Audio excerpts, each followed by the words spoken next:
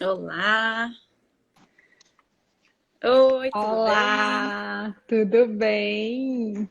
Deixa eu encaminhar aqui a live para o meu povo, para avisar que a gente está online.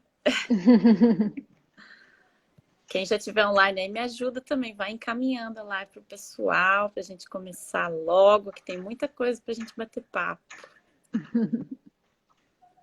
Vou mandar aqui para o povo que eu avisei nos grupos do Telegram, avisei tudo que é canto, o povo tá doido pela live. Eu não consigo administrar tantas coisas. Olha, em Para mim, breve minha onde... vida vai ficar mais ocupada também. Aí vai ficar um pouco mais limitado o meu tempo de administração em relação a tudo isso. eu sou de tempos em tempos. Em momentos eu consigo administrar algumas coisas, são ciclos, né? Em outros ciclos eu consigo administrar outras. E tenho aprendido a Sim, lidar com isso. com certeza. O pessoal que for entrando aí vai encaminhando a live para outras pessoas, ajuda a gente a chamar o pessoal para começar. Eu encaminhei para um monte de gente, porque como eu estou todo dia fazendo as meditações aqui no Instagram, tem o pessoal que está acompanhando bem, né? As Sim. coisas aqui. Então, estou avisando o povo que a gente começou. Eu fiz também um workshop, tem umas 2 ou 3 semanas, que foi de amor próprio, autoestima e autocuidado, que tem tudo a ver, né, com a Sim. recuperação da codependência. Muito, muito, muito, muito. Então, eu mandei lá no grupo do workshop, falei, gente, quem fez o workshop tem grandes chances de em algum momento na vida vocês terem passado por relacionamentos codependentes e nem sabem. Venham assistir essa live, só Sim. venham. E é muito interessante, né? Porque o quanto que tá ligado a diversas questões. Amor próprio, autoestima, autocuidado e codependência, porque a gente não está falando só das pessoas que vivem a codependência, a gente também tem do outro lado pessoas com outras questões, com outros significados na vida, que precisam desenvolver individualidade, o autocuidado, o amor próprio. Nossa, E a minha gente está vida, sempre não se à toa eu defendendo, ajudo. a gente está sempre se defendendo ou atacando, né? Nossa, Com total. medo. Total, super lidando com isso na minha vida recentemente. Voltei para terapia que eu falei, gente, eu tô precisando olhar para isso com mais carinho, porque não dá para mexer em Sim. tudo sozinho. Eu vivo falando isso, né? Eu falo, gente, não é porque eu trabalho com terapias, com curas, que eu lido com tudo sozinha. Pelo contrário, que eu tenho que lidar com as minhas coisas e com as coisas do outro. Eu preciso de mais apoio Sim. ainda do que vocês. E geralmente o lugar do cuidador é um lugar que vem com algumas questões aí. A gente Pô, não vai para o lugar de cuidar por acaso. Então, não, quando a nem gente se pouco. ocupa de cuidar das pessoas, a gente tem algumas questões para olhar também. Muitas, muitas. Vou me apresentar aqui para o pessoal, que acho que tem bastante gente que veio por você que não me conhece, só para o Sim. pessoal saber. Eu trabalho hoje com curas, né? Na verdade, sou formada em administração, trabalhei em empresas a minha vida toda, e aí, de começar a trilhar o meu caminho, depois de sair de um relacionamento abusivo de 8 anos, eu fui começar um tempinho depois, que eu nem sabia que era abusivo, né? Só depois que eu terminei é que eu fui ver que era, de tão prejudicada que era a minha autoestima. Uhum. E aí, quando eu comecei a trilhar esse caminho, que já tem uns 4 anos, né, que eu tô nessa reconstrução interior, é que eu vi no meio desse caminho que, nossa, isso é fantástico, olha como isso está me ajudando, meu Deus, como eu não descobri esse mundo antes, né? E aí eu percebi que era um chamado meu, através da minha superação e do meu crescimento, ajudar outras pessoas também, né? Então hoje eu trabalho com curas, eu tô mais pro lado holístico da coisa, embora eu já tenha estudado várias coisas. Eu cheguei a fazer 1 ano e 4 meses de counseling na Austrália, que eu estava morando lá, mas aí eu resolvi voltar para o Brasil e não terminei o curso. Mas então eu estudei várias coisinhas, né, de teoria de apego, do Bowlby, Uhum. várias coisas que tem muito a ver, né, com as raízes desse desenvolvimento da Sim, codependência. sim. Então fala um pouquinho de você, Carol, para o pessoal te conhecer. Então, eu sou alguém que adora estudar, adora mergulhar para conhecer coisas novas e que trabalhou muito com maternidade. Eu trabalhei muito tempo com grupo de apoio, enfim, com de mães, de puerpério, gestação, parto. Trabalhei muito com a humanização do parto. Mas em certo momento eu falo que assim, a humanização do parto é um portal para muitas mulheres, onde a Oh, gente é o primeiro momento onde a gente começa a questionar algumas coisas do sistema, começa a questionar algumas coisas dos vínculos, de como que a gente quer se relacionar com aquele bebê, mas é só um pedaço da história. De repente, a gente começa a enxergar muitas coisas que a gente não conseguia enxergar antes, quando a gente começa a questionar algumas coisas através da maternidade. E nesse caminho, eu fui me vendo questionando, inclusive, minha relação, meu casamento, muitas coisas. E decidi, e assim, já era uma coisa que eu estudava há muito tempo, também por uma questão da história que eu trazia, de ferida, de família e tal. Eu escolhi dentro da psicologia estudar terapia de família e terapia de casal. Então, estudar relacionamentos, estudar relações. Não por acaso. E aí que já tinha uma paixão, assim, de entender relacionamentos. E a partir daí, desse momento que eu passei a questionar outras coisas, eu senti que eu precisava fazer escolhas, que precisava fechar um ciclo da minha vida, que era um ciclo da maternidade, e começar a conversar com mulheres de outros lugares, de outros espaços, de outras áreas. E, na verdade, eu me apaixono, gosto muito do feminismo, mas eu pensava sempre na necessidade, assim, eu acho que tem muita gente foda falando e falando de feminismo, e eu sempre me questionava de qual lugar eu queria falar, qual é o lugar. E ao mesmo tempo, eu não queria que fosse algo que fosse só focado em mulheres. Na verdade, eu queria falar com humanos. E acho que tem dores de todos os lugares, né? Do lugar de quem é o agredido e do lugar de quem é o agressor. E conhecimento vale para tudo e liberta todos os lugares, porque existe dor no lugar do agressor também. Oh, Então, muito. então eu resolvi que eu queria que as outras pessoas. Eu achava que tinha outras pessoas falando de feminismo muito bem, que eu bebia dessa fonte. E que eu queria encontrar uma forma minha de falar, uma forma minha, uma linguagem também. Interessante. Eu também comecei lendo coisas feministas, né? Que foi o que me levou a Sim, perceber que meu relacionamento era abusivo. E aí eu fui em sim. processos de cura. Sim, e tem isso, né? Eu acho que muita coisa a gente identifica a partir daí, mas a gente tem muita coisa também para poder começar a olhar para a gente. E que o feminismo faz isso, sim, né? Sim. E aí eu passei também a estudar muito codependência, como um processo de compreender o que é isso, né? Porque a gente vai estudar muitas vezes psicopatologias como borderline, como narcisismo e uma situação e eu Eu tinha comecei sempre estudando narcisismo. muito uma necessidade de entender assim, né? Quais são os instrumentos e as ferramentas para a vítima. E na verdade, a maioria das vezes o olhar estava focado no lugar do abusador, porque sim, É. porque eu estava lendo sobre narcisismo, eu estava lendo sobre borderline, eu estava lendo sobre essas psicopatologias. E de repente, eu me dei conta de algo que quase que não era falado na psicologia. Eu assim, passei a faculdade de psicologia toda e não se falava muito disso, que era a codependência. Quando eu vi assim, a primeira vez no livro, eu falei, epa, é isso aqui que eu preciso estudar, é nisso aqui que eu preciso mergulhar. E aí fui estudar mais codependência, e aí a sistêmica, que já era uma paixão antiga, fala muito de codependência. E aí aquilo faz muito sentido para mim, assim, de compreender o que é essa relação que passa por uma questão de gênero, do cuidado, de um monte de situações que tinha para contribuir para a gente repensar os nossos lugares e principalmente para instrumentalizar, para que a gente conseguisse construir um caminho onde a gente, porque eu acho que assim, quando a gente se autorresponsabiliza, quando a gente consegue trazer a responsabilidade para a gente também, e não ficar só no lugar de vítima onde a responsabilidade é do outro, tem uma parte desse assumir a responsabilidade que também empodera.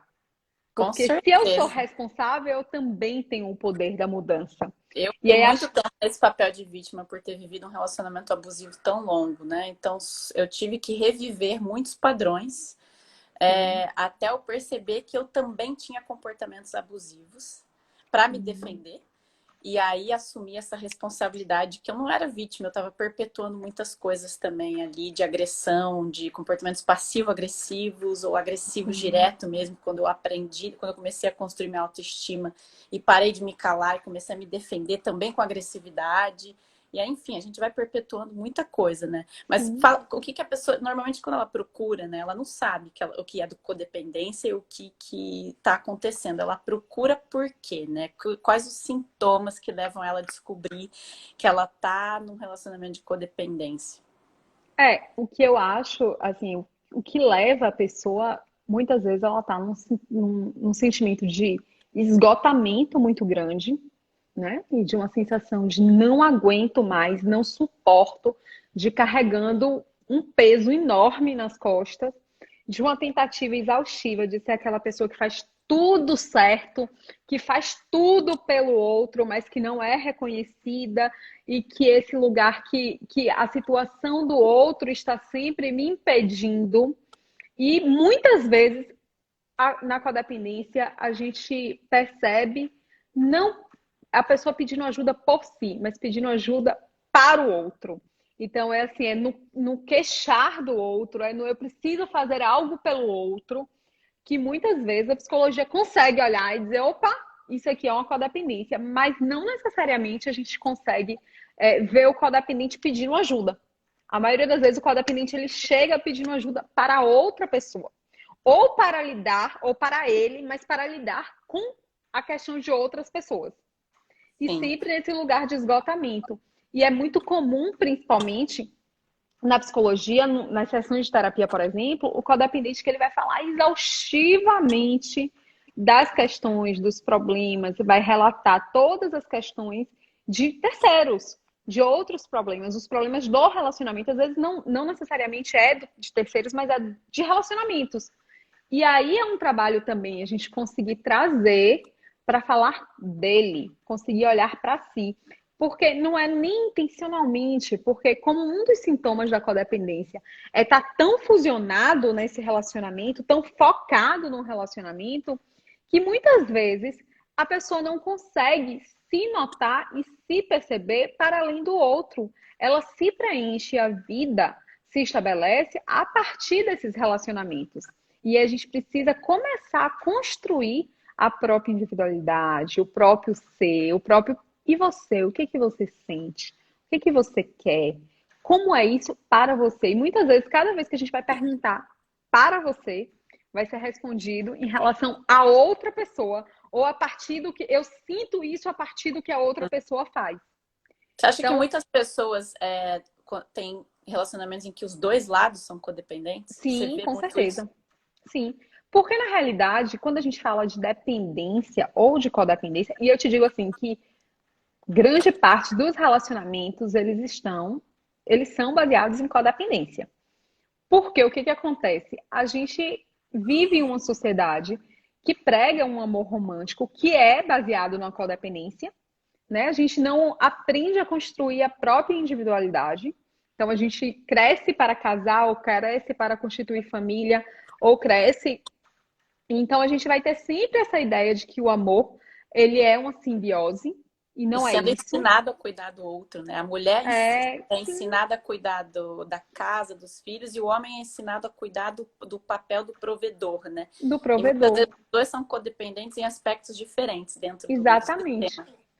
Então, o que que acontece? Quando a gente está numa relação desse tipo, é muito comum, e ainda tem a questão assim, né? O que eu sempre falo. Se torna normal, habitual. Mas o fato de ser habitual não torna algo saudável. Então a gente está sofrendo, a gente é uma sociedade que a gente sofre no amor, Muito. né? Estamos adoecidos.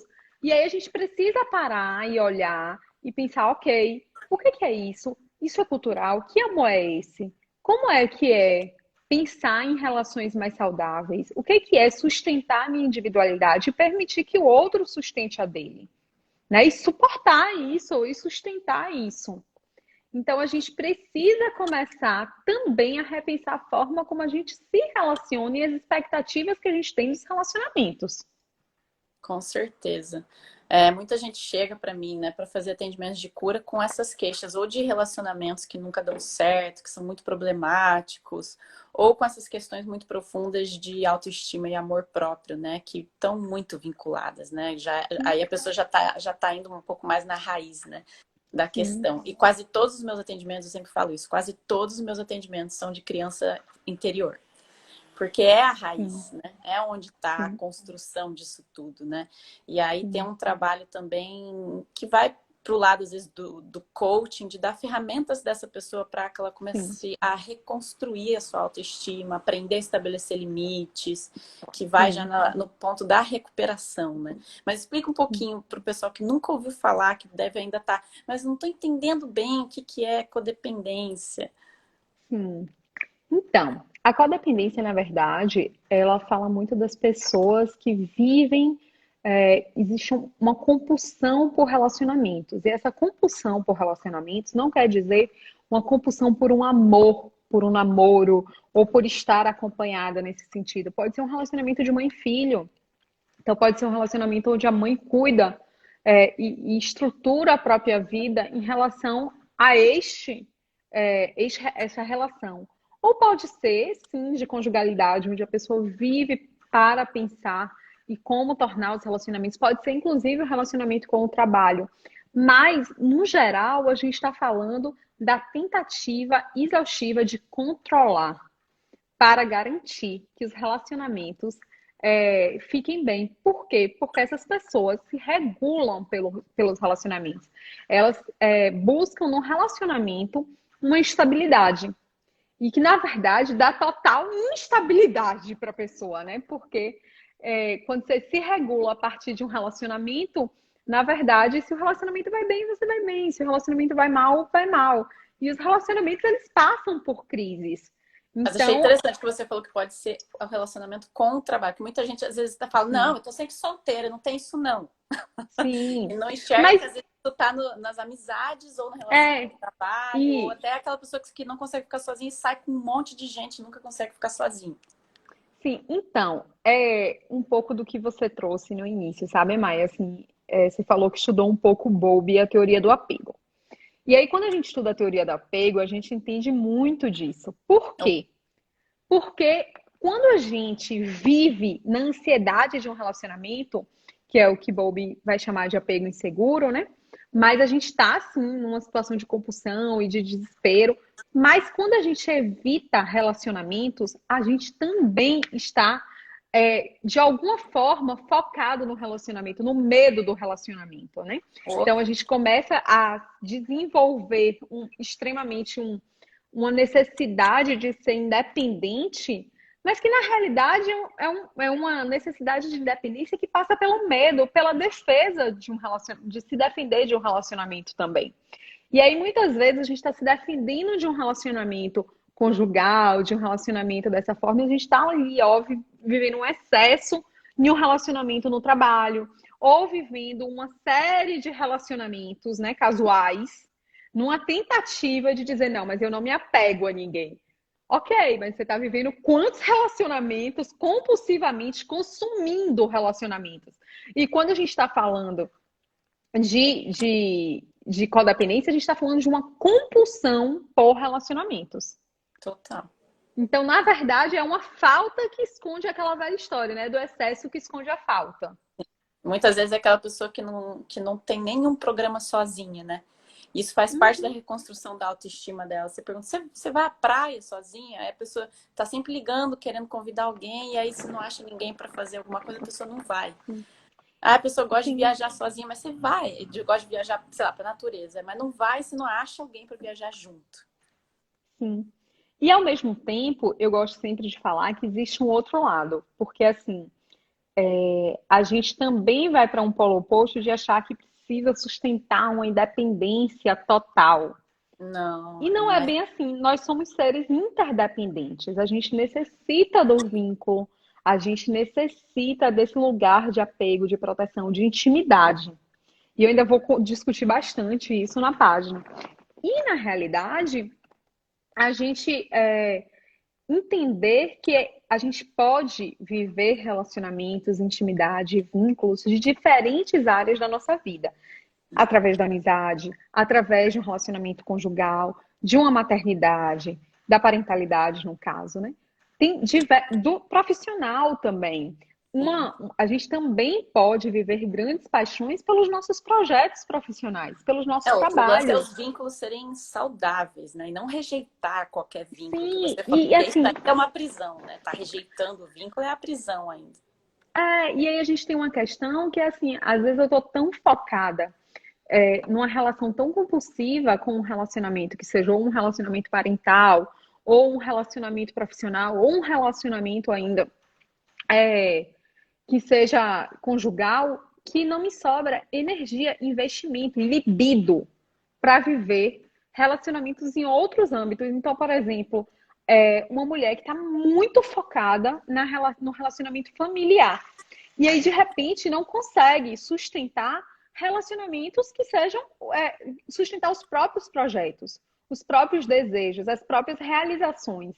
Justamente porque a gente tem um relacionamento ali que está patológico com um vínculo, né? Com um relacionamento conjugal. E a gente Aí precisa muitas vezes a pessoa parar e olhar. fala assim, mas eu não posso no final de semana sair, eu preciso ficar em casa, porque senão desanda tudo lá em casa. É aquela necessidade de ser necessário, né? Do codependente, Sim, que é muito interessante. e é uma necessidade de ser necessário que a gente sempre acaba olhando para o outro, a necessidade do outro. Não, o outro não vive sem mim. Será que é o outro que não vive sem mim? Ou será que eu também preciso me sentir necessário para o outro e também não permito que ele desenvolva formas de viver sem mim? Ou Não, ainda que eu não sustento formas dele, não sustenta o jeito dele de desenvolver, as estratégias dele para desenvolver essas formas, que eu preciso que seja da minha forma, aí porque eu quer preciso impor, né? centralizar e controlar tudo, né? Aí se a pessoa não faz do jeito que ela quer, começa a criticar o jeito do outro. E aí entra num ciclo muito autodestrutivo, né? Aí do Ou relacionamento. nem deixa o outro fazer, né? Ou nem deixa, ou já faz pelo outro, ou já encontra formas de manipular, de controlar, como uma forma de evitar e de ter mesmo o controle da situação, porque o cuidado também pode ser uma forma deturpada de poder, de controle. Total, total. E eu vi, assim, pelo menos no meu caso, né, raiz muito profunda de carência afetiva na infância que me levaram a, às vezes, atrair relacionamentos codependentes, às vezes eu mesma estar na posição de codependência, ou o outro ser o codependente. E é muito fácil para quem tem uma raiz de carência afetiva, como eu tenho da minha infância, de atrair um relacionamento com um codependente, porque ele vive em função de você, né? Aí você recebe muita coisa. Então é tudo que a pessoa que tem uma carência afetiva quer, né? Alguém que fica em cima dela tentando preencher aquele buraco, né? Aquele vazio Sim. que ela carrega da falta de afeto na infância. Então eu me vi muito mais atraindo relacionamentos codependentes do que eu sendo codependente por conta dessa raiz de falta de afeto, né? Como um buraco que muitas vezes vai para esse lado da compulsão, às vezes até compulsão material, ou como eu falo, compulsão às vezes por sexo, por comida, até por exercício físico, que às vezes também é ruim, a pessoa depende de se exercitar e ficar horas por dia na academia, ou a pessoa sai muito, vai para algum lado compulsivo, né? Essa carência, essa falta de afeto, que é uma coisa muito sistêmica, né? Não Sim. vem daquela geração ali, vem de muito tempo, né? Uma construção toda muito complexa. Sim, eu gosto muito de pensar, você tocou em um ponto que eu acho muito interessante. Como que algumas pessoas utilizam o sexo, por exemplo, como uma forma de controle e de poder Ou na relação. muito.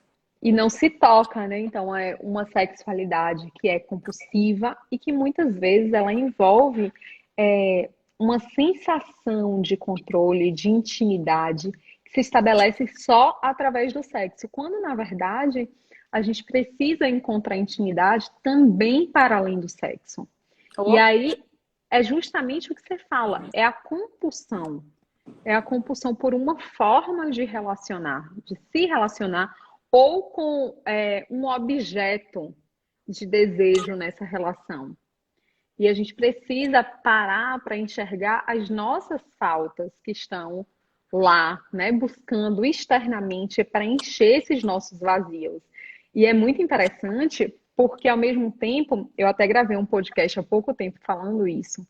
A gente vive num desejo de preencher os nossos vazios com o outro. E aí a gente vai discutir um pouco amor próprio, autoestima, e aí a gente vai dizer assim: não, a gente é responsável por preencher os nossos vazios. Ok, a gente vive um buraco enorme nessa tentativa e o amor próprio e a autoestima vai sim preencher grande parte desses vazios. Mas existe um porém nessa história. Existe um vazio que é existencial. E aí a gente vai lá estudar Freud, estudar alguns psicólogos, e a gente vai ver que somos seres desejantes, que é uma condição humana, está sempre desejando. E se a gente não se dá conta disso, a gente vive nessa compulsão desacerbada pelo desejo, né? Então eu consumo isso e aí eu quero mais isso e eu quero mais aquilo e eu quero mais aquilo, sempre tentando tapar esses buracos, inclusive consumindo de outras formas que não sejam materiais, que pode ser sim através da espiritualidade, do curso de tal coisa, quando na verdade é se dar conta da condição de humanidade. A nossa Ui, deu uma condição de travadinha. humanidade é seres faltantes. E é essa falta, esse vazio existencial que também mobiliza a gente, que também movimenta a gente, que também coloca a gente para ir atrás, na busca, né, no movimento de algo. E que assim, a gente precisa, ora, se dar conta dele para não se perder. Mas ao mesmo tempo não é se dar conta dele, não. Então agora eu também não vou fazer nada da vida, porque isso aqui é o vazio. Não é bem assim. Mas ganhar consciência disso é muito importante, justamente para a gente não cair nessa cilada de sair consumindo coisas, bens materiais, consumindo pessoas, consumindo relacionamentos, consumindo, né? E essa coisa do consumo, eu gosto muito de pensar do consumo de relacionamentos, que é no sentido de que, assim, cada dia mais que a gente fala de relacionamentos abusivos, eu acho que tem uma pegadinha nessa história, que a gente volta para a história do príncipe encantado. O príncipe encantado saiu do cara que vai cuidar super bem da mulher e vai, enfim, e se torna o príncipe encantado que vai tratar com respeito, que vai ter um relacionamento saudável, e que a gente começa a achar que é uma coisa de achar a pessoa certa. E não é sobre achar a pessoa certa. Porque, assim, não existe a pessoa que está pronta. Existem relacionamentos que são humanos, relacionamentos que são com pessoas em construção.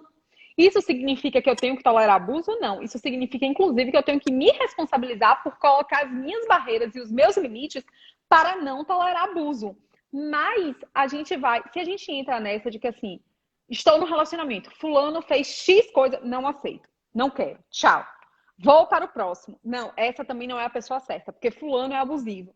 Gente, vamos olhar no espelho. É todo mundo abusivo. Estamos todos adoecidos emocionalmente, estamos todos, alguns mais, outros menos, mas isso não quer dizer que a gente tem que aceitar os abusos do outro, de jeito nenhum. Mas a gente precisa compreender que não vai aparecer uma pessoa certa, que esteja pronta, que vai completar a gente e nem que vai ser aquela pessoa que vai nos respeitar absolutamente e que eu não vou precisar me responsabilizar por não permitir os abusos da outra pessoa. Quando a gente traz a nossa responsabilidade de criar essa borda, de dizer aqui não, talvez se torne mais fácil do que viver o tempo inteiro em busca de relacionamentos que seja consumindo pessoas enquanto a gente não acha a pessoa certa.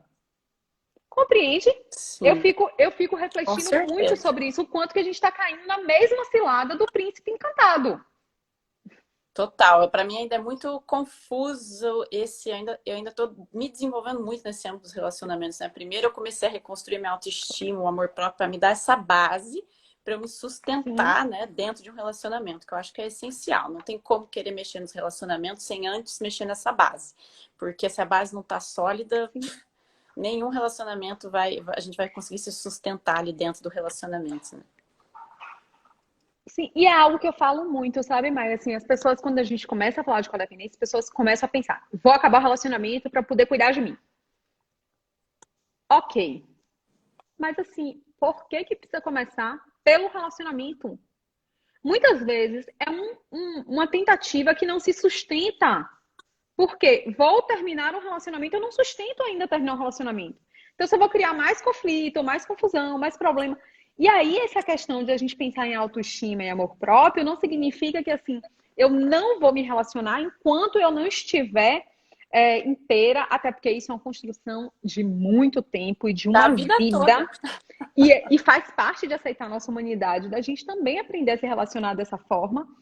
Mas a gente precisa começar a compreender que eu estou num relacionamento onde eu não estou satisfeita, onde, ok, mas eu não vou resolver isso da noite para o dia. Se eu me percebo codependente, eu não vou resolver a codependência se eu terminar um relacionamento hoje.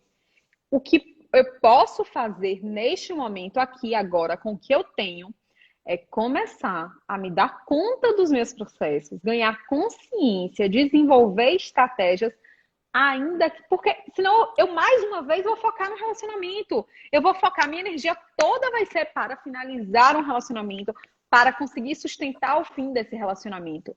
E aí, se a gente começa a inverter um pouco a lógica de, ok, eu estou nesse relacionamento que é abusivo e eu preciso criar estratégias, inclusive para me sustentar nele ou para pôr um fim nele. E Sim, aí, se a com gente começa a certeza. desenvolver essas estratégias de autocuidado, de investir na gente, talvez se torne muito mais fácil, inclusive, a decisão e sustentar a decisão do rompimento desse vínculo. Com certeza. Para mim isso, eu ainda vou observando muito nessa questão de o que eu aceito lidar, o que dá para lidar, o que não dá. Saber também os meus limites em relação, não, eu não Sim, consigo lidar com isso aqui ainda. Para mim não dá para ficar nesse relacionamento porque eu não consigo lidar com isso ainda. E não, né, sim. ficar simplesmente culpando o outro. E acho que é esse lugar de não ficar buscando uma pessoa ideal. No entanto, tem que ser duas pessoas que estão a fim de se trabalhar, porque senão a coisa só vira um ciclo autodestrutivo até as duas pessoas se matarem ali dentro e vira uma zona de guerra o relacionamento. Sim. E olha que importante você estar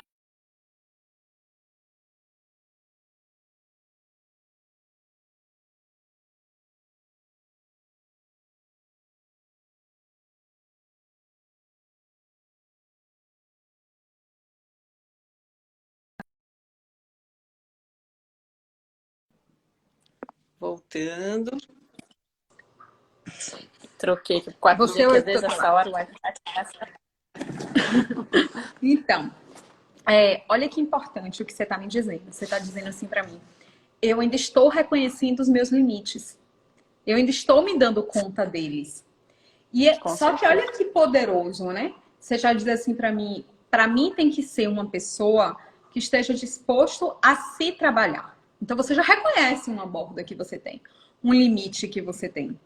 E aí você pode sim comunicar ao outro, verbalmente, como eu falei hoje, e pode também comunicar de outras formas.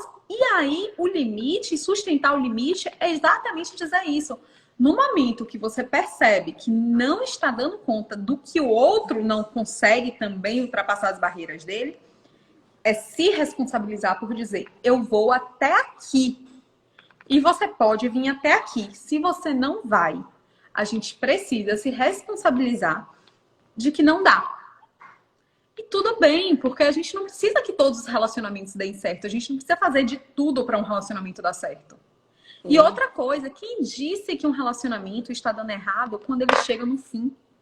Primeiro total. que. E quem disse que é o fim? Porque às vezes é nesse momento ali da impossibilidade, do conflito, que às vezes a gente consegue encontrar uma solução.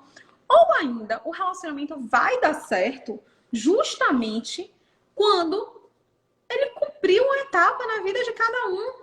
Então, assim, a gente viveu um tempo, a gente viveu coisas, a gente viveu um ciclo de vida, situações, histórias que foram significativas para ambos os lados. Só que a partir daqui não é mais possível. E isso não quer dizer que o relacionamento deu errado. Sim, é muito essa idealização ainda que a gente tem. E aí eu volto de novo para a questão da criança ferida, porque a gente precisa primeiro desconstruir a idealização do nosso pai e da nossa mãe para conseguir fazer isso, né? É aquele lugar de ainda projetar muito o que a gente não teve na infância nos nossos relacionamentos. Ainda carregar muito essas dores.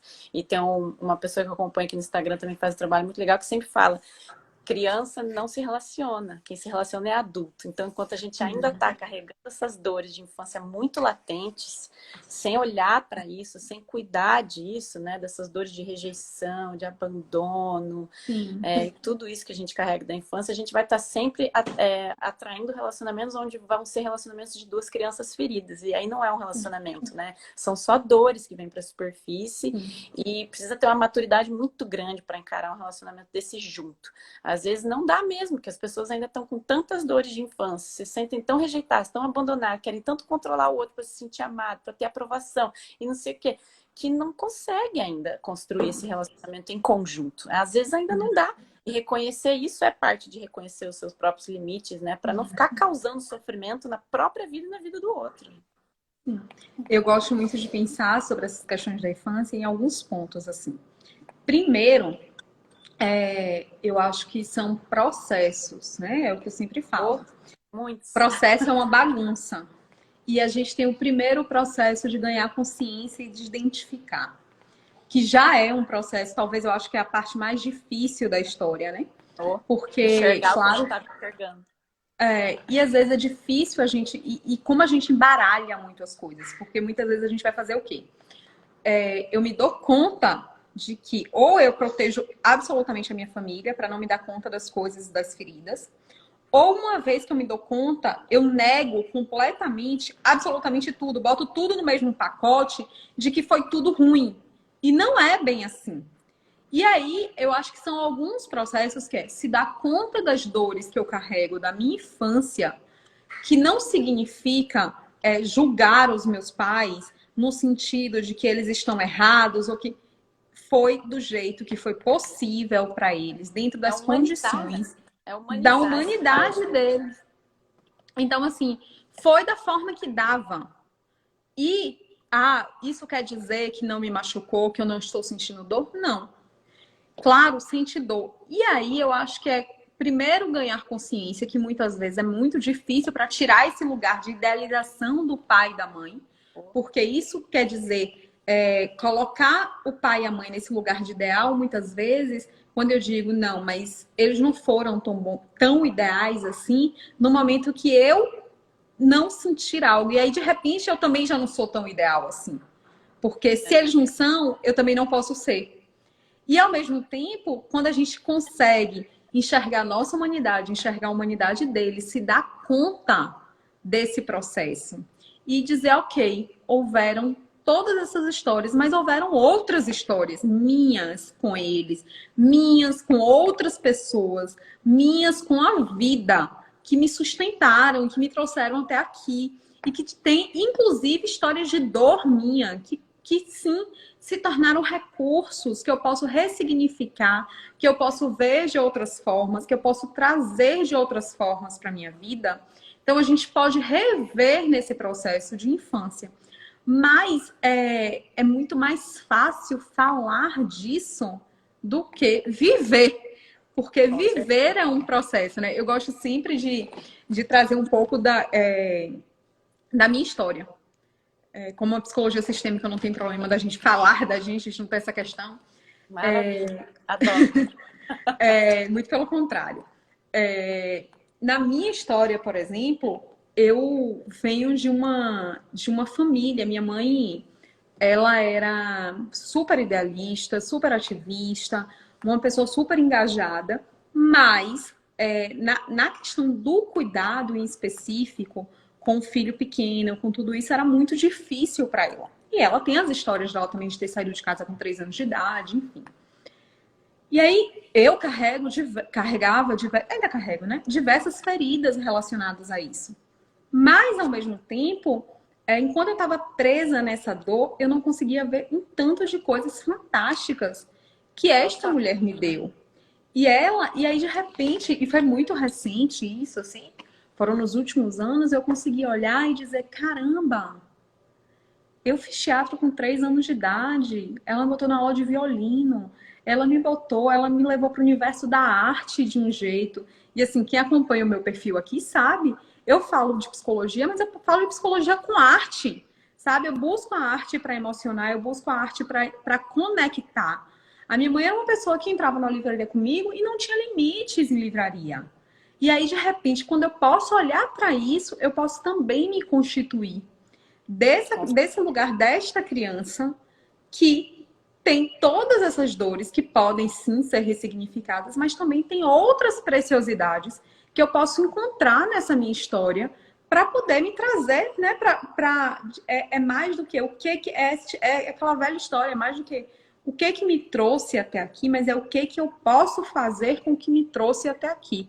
E não só o que eu posso fazer com as minhas dores, mas também com os meus recursos, sem negar que eu tive recursos. Com certeza. Tem um exercício, né, que eu tenho várias formações em programação neurolinguística, foi como eu comecei a minha vida, né, nesse meio. Uhum. É um exercício lindo que chama Cata-Joias.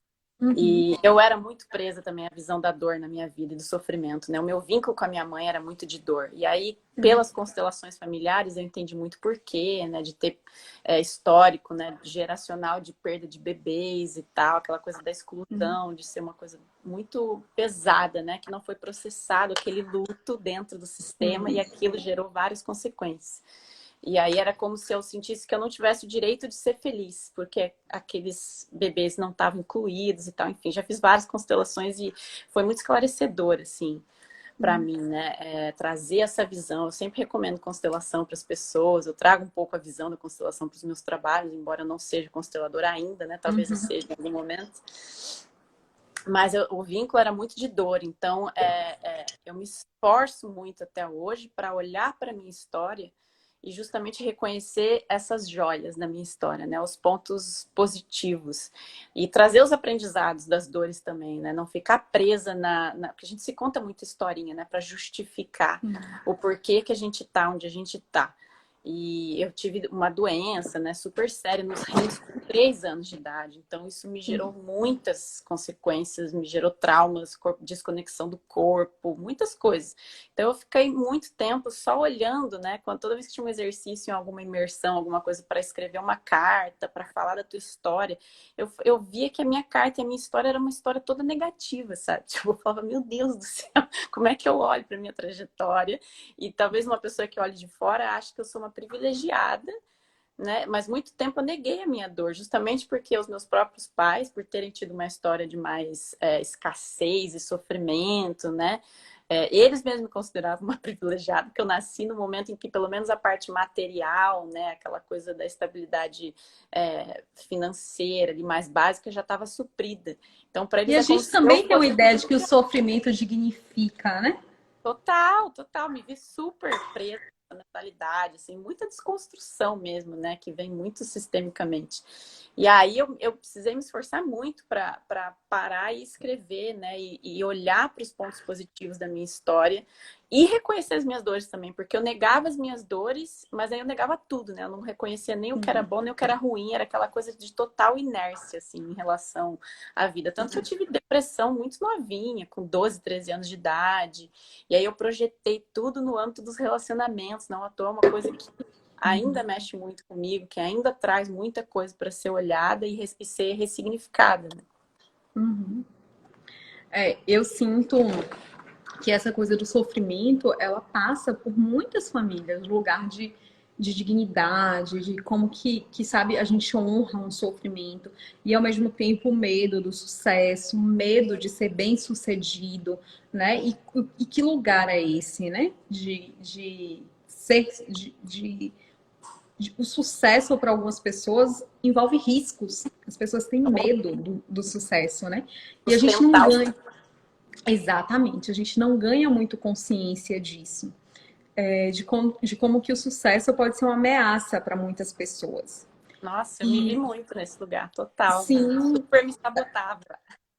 Sim, eu sempre falo assim que eu tive muito mais dificuldade de sustentar o lugar de autoridade, o lugar de eu sei, eu posso, eu consigo, eu sou boa em algo, do que sustentar o sofrimento.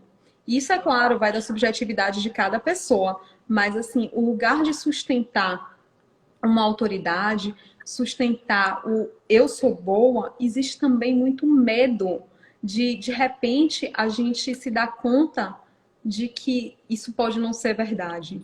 Ou seja, a minha expectativa e a minha idealização do que eu acho, né, no mundo da imaginação, outro dia eu falei isso lá nos stories, da minha imaginação, de como que eu me vejo nesse lugar, no momento que eu vou para a realidade, muitas vezes vai colocar em xeque. E eu não me sinto ainda segura para poder sustentar isso. E o E se de codependente tem repente não muito for? medo, né, da insegurança. Sim, muito. E se de repente não for? E se de repente eu não for tudo isso, né? E ao mesmo tempo, o lugar também que é o complexo de boazinha da codependência, né? Do bonzinho, do codependente.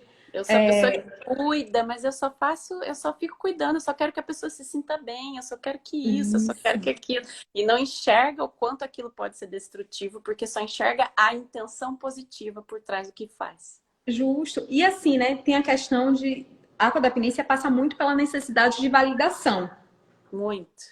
Mas é uma validação que não sustenta esse lugar de quero ser validado e exige o reconhecimento. É um lugar de que eu faço tudo para conseguir esse reconhecimento. E aí vem com muita cobrança quando o reconhecimento não existe. Exato. E aí é quase que assim, são caminhos indiretos para cobrar esse reconhecimento. Uma vez que se coloca num lugar de destaque, de sucesso ou de qualquer coisa, já não é mais um caminho indireto. Então já coloca em xeque que assim, se eu me coloco aqui para ser validada e eu não sou validada, isso pode ser muito apavorante para um codependente, compreende? Porque na realidade, ao contrário do que as pessoas pensam, quando a gente vai lá estudar codependência, self, toda a questão, a gente olha e fala assim, não, o codependente não tem uma baixa autoestima. E isso a maioria das pessoas não sabem. Por quê? Porque o codependente, na verdade, ele alterna entre uma baixa autoestima e uma autoestima. Na verdade, é um senso de inferioridade e um senso de superioridade, né? Que, na verdade, Exatamente. não é autoestima, quando a pessoa alterna muito entre inferioridade e superioridade, é porque a autoestima tá baixa. Porque não tá. Exatamente. Mas não é aquela clássica baixa autoestima que a gente imagina. Sim. Na verdade, existe uma alternância nisso. E aí, quando a gente pensa na codependência, baixa autoestima, a gente tá falando só daquela pessoa que se coloca assim. Muito pelo contrário, a gente vai ver codependentes que veste a capa de super-herói. Que precisa dessa capa de super-herói para justamente encontrar esse reconhecimento dessa autoestima que ele deseja, de como que ele se vê. Então eu preciso ter essa capa para a família de que eu sou, de que eu faço, de que eu salvo todo mundo, de que eu dou conta de tudo. E a gente pode falar, por exemplo, dentro da maternidade, que é super centralizadora, ou de mulheres em ambiente de trabalho que acabam suportando e controlando e estando na gestão e fazendo absolutamente tudo em casa, no trabalho, na gestão, em tudo, né? Então a gente tem esse lugar também que é um lugar de eu sinto que eu posso, que eu consigo, que eu sou o máximo e quero essa validação, mas ali atrás esconde uma falta que me faz querer esta validação do outro. E aí eu vou alternar entre esse momento de que eu me sinto uma merda, principalmente se essa validação não vem. Porque se essa validação, como eu dependo da validação do outro, se ela não vem, aí a autoestima vai ficar lá embaixo. Tá. Né?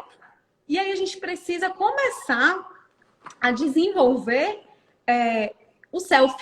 Porque, na verdade, quando a gente fala de codependência, a gente está falando de um self, de um eu, sem borda, sem fronteira. Por isso que é tão importante a gente falar de limites quando a gente fala de codependência. A gente fala de fronteiras quando a gente fala de codependência. Porque o que é que mais falta para um codependente é justamente a fronteira entre o que é meu e entre o que é do outro. Entre como eu me sustento, quem eu sou, o que eu quero. Porque é uma falta de fronteira tão grande que, assim, na busca de validação, eu vou ser o que o outro precisa, o que o outro quer, o que o outro deseja para atender às necessidades do outro, para conseguir receber a validação. E isso aí a gente volta para a questão da ferida da infância, que é muito lugar do obediente, né? Que é da criança obediente, que para eu ser amada, para eu ser desejada pelos meus pais, eu preciso fazer o que eles esperam de mim. Eu preciso atender as necessidades dele. Então, eu vou para um lugar de obediência. Total. Eu vi assim muito minha história, embora você deu exemplos mais femininos, né? Mas eu namorei muitos homens com traços codependentes, né? E não sei se é uma coisa generalizada ou se foi do meu caso, mas eu percebi muito nessas figuras, assim, questões com a figura do pai, que normalmente é onde os meninos vão buscar muito essa questão da aprovação e da validação da figura paterna. E por ter uma figura paterna ausente ou presente fisicamente, mas às vezes ausente emocionalmente, né? De alguma forma não ter tido essa aprovação, né? Esse contato, essa validação desse pai, projeta muito isso nos relacionamentos, né? Através da codependência. O que eu acho, na verdade, é que a maioria de nós não tivemos, né? Homens ou mulheres, a gente não tem essa validação, esse lugar, esse reconhecimento. Pelo menos não do jeito que a gente espera, né? De ser quem somos, né? Na verdade, a gente não faz isso com o outro, a gente não consegue validar o outro pelo que ele é. Na maioria das vezes, a gente está validando o outro pelo que a gente quer que o outro seja, pelas nossas necessidades. Então, é por isso que eu acho que é tão importante e tão potente a gente falar de codependência, porque, além do que você fala, né, da autoestima, autocuidado, tudo isso, eu acho que é discutir um monte de temas que perpassam ser humano, que perpassam ser um indivíduo. Porque quando a gente vai olhar e vai dizer assim, poxa, limites, eu não preciso ser codependente para pensar e refletir sobre limites. Eu posso ser mãe, eu posso ser pai, eu posso ser professor, eu posso ser gestor. Independente. Ou só eu, porque eu vejo muita gente Exatamente. De cumprir com seus limites consigo mesma. Aquela coisa de tipo, vou começar a me exercitar porque eu sei que isso é bom para mim. E a pessoa não sustenta aquilo. E não começa. Começa sempre por aí, né? Sustentar os limites consigo mesmo. Sim, e assim, sustentar esses limites. E ao mesmo tempo, por exemplo, a gente está falando de limites, a gente está falando de amor próprio, de autoestima. Mas, por exemplo, quando a gente fala de a validação do outro, né? O que é? Eu fico me perguntando assim, quem é que olha para o parceiro e consegue validar ele diante do que ele é, sabe? E não diante do que ele não é, sabe? E assim, do que é importante para ele, sabe? De dizer assim, poxa, isso aqui, e também validar o porquê que eu escolhi ele dentro do que ele é, e que não é simplesmente para preencher uma necessidade minha. Por quê? Porque a gente consegue notar o que é importante para mim, no sentido de, isso me falta, isso é uma necessidade. Mas eu gosto também de pensar, você estava falando nesse instante, dos conflitos que surgem nos relacionamentos, né? O quanto que o meu parceiro, que desperta uma série de coisas, de sentimentos ambivalentes em mim, de conflitos, ele passa a ser também um ponto de crescimento na minha vida. Com certeza. Né? Porque ele desperta coisas. Eu falo que assim, né? Eu terminei um relacionamento, eu me separei, estou no outro relacionamento. E nesse relacionamento, eu era a pessoa boazinha. Pensa assim, um complexo de boazinha que não gritava, que não. Assim, brigar na frente dos outros, nunca. E com ele desperta a minha raiva de um jeito, e eu nunca tinha reconhecido a minha raiva. Eu nunca tinha me visto com raiva. Eu não reconhecia a agressividade em mim. E imagina o que é para mim, né, do lugar de psicóloga, do lugar de quem estuda isso, comunicação não violenta, me ver com raiva. Total, eu fui me cobrando horrores também nessa posição. Meu Deus, essa altura do campeonato era pra eu saber estar lidando melhor com essa porra. Mas é muito interessante isso, porque eu sempre falo, gente, mas dominar uma teoria não quer dizer que eu domine a prática. E assim, é um exercício. E eu acho o máximo quando eu me deparo com um desafio do qual eu estou falando, ou do qual eu inspiro pessoas, porque eu vou falar de um outro lugar. que é o lugar também da experiência, de quem sente na pele o desafio. E aí se torna mais fácil, inclusive, eu ter empatia. Às vezes, Mai, as pessoas chegam no direct, começam a falar e falam assim, ai, Carol, desculpa te incomodar. E eu sempre falo assim, não me incomoda pelo seguinte, porque até para eu construir o conteúdo, para mim é muito importante ouvir esses relatos, porque não é o que eu acho que deve ser dito, que é o que eu preciso chegar ali e falar, mas é o que as pessoas, são as demandas das dores das pessoas, do que as pessoas estão sentindo. Como aí a gente vai falar justamente do que a gente vem discutindo muito, que é cuidado. Não é o que eu acho que elas precisam de informação, mas é eu conseguir escutar quais são as dores e as necessidades dela para dentro da minha caixinha de ferramentas, da minha forma de linguagem, da minha forma. Aí sim, aí eu vou olhar para mim, da minha caixinha de conhecimento, de visão do mundo, como que eu posso oferecer isso ao outro. Então, eu estou trazendo aqui uma situação de rede social, mas a gente pode pensar nisso nos relacionamentos mais básicos, no relacionamento de mãe e filho, de pai e filho, de parceiros, do nosso relacionamento com a gente mesmo, que é, ora, a gente estar, né, no lugar de sentir, de reagir com a gente, mas ora a gente sair desse lugar e conseguir olhar e escutar o que a gente está dizendo, o que a gente está sentindo, o que a gente está pensando e dizer, caramba, quais são as estratégias que eu tenho dentro dessas minhas caixinhas de histórias aqui. E aí eu gosto muito de falar de histórias no sentido de que a gente não precisa ter medo de contar histórias ou de dizer, ah, não vou. Não, a gente só não pode ficar preso a uma única versão de uma história. A gente precisa estudar as nossas histórias, precisa se apropriar delas e conseguir construir significados e sentidos diferentes, sem se aprisionar a uma história só. E isso é de uma potência, enquanto ser humano, para construir a si mesmo e construir relacionamentos mais saudáveis, com mais amor, com mais... E não significa que não vai ter conflito, que não vai ter desafio. E os desafios fazem parte do crescimento, eles nos impulsionam a crescer. Com certeza. Quando a gente está preso nas histórias, normalmente a gente ainda está muito no papel de estar justificando coisas, do vitimismo, né? Ou sei lá que mais, mas eu vejo muito esse lugar do vitimismo, né? Ou ainda não consegue sustentar a mudança, né? E aí fica justificando o fato de não estar tomando uma decisão para mudar através de uma história. Ou fica se botando dentro de caixas, que é uma coisa que eu trabalho muito nas meditações com o pessoal, para desconstruir a autoimagem.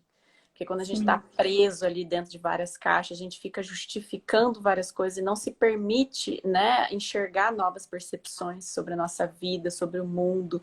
E aí a gente fica só justificando nesse lugar do ego de precisar estar no lugar da razão, de precisar estar certo, de não querer estar errado, que é muito uma questão de perfeccionismo que perpassa muitas coisas na vida também. O erro, ele empodera, porque ele dá a oportunidade de a gente fazer diferente. Sim. Então a gente tem que se despedir, né? Muito obrigada por esse papo. Aqui, ó, que a pessoa fez, Narayane.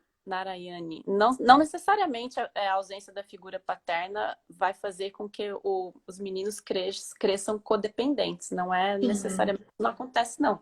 Foi uma coisa que eu observei nos meus relacionamentos, mas não é uma regra. Sim. Não é uma regra. E a gente precisa pensar que, assim, o vínculo e o lugar de cuidador, ele não precisa vir de uma figura masculina e nem sequer de uma figura parental. Muitas vezes a gente pode, sim, e a gente pode falar de adoção como exemplo, mas é um lugar de apego seguro, do que Bowlby falaria, né? De vínculo, de cuidado, que dê para o outro segurança, que passe para o outro senso de proteção, intimidade. Acho que acontece muito os pais quererem tratar as suas dores através da história da vida do filho. E aí a gente precisa ter muito cuidado com isso. Sim, muito. E aí são expectativas, né? Mas 40 segundos. Pronto, então vamos dar um beijo. Obrigada, querida. Uma delícia a troca, uma delícia te ouvir do seu lugar, dos seus saberes, sabe? Da sua história de vida, me inspirar também. Muito gostoso. Ouvir os outros é sempre uma inspiração. Gratidão, vai ficar aqui gravado no IGTV, quem quiser ver depois. Oi, querido, tudo bem? Beijos, beijos e uma excelente Beijo. noite para vocês.